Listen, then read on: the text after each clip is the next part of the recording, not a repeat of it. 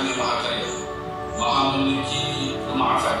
Kami dengan penuh kerendahan dan keikhlasan hati meledah tangan memohon kepadamu, kurniakanlah keampunanmu buat sekalian roh almarhum leluhur yang mulia, raja-raja dan sekalian kerabat diraja yang dimakamkan di makam diraja Al-Fatih.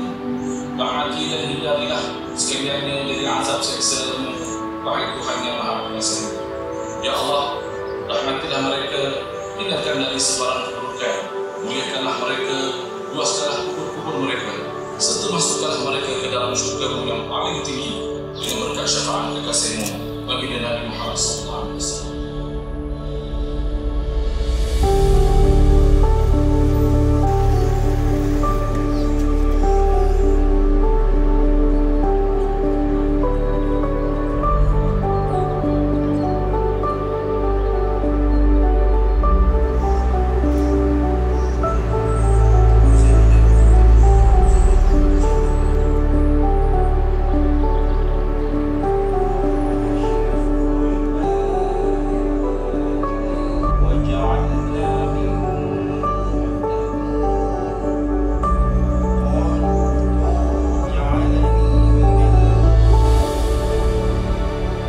Ya Allah, jadikanlah pertemuan kami ini sebagai pertemuan yang mendapat rahmat, dan perpisahan kami selepas ini sebagai perpisahan yang terpelihara dari sebarang bahaya dan malapetaka.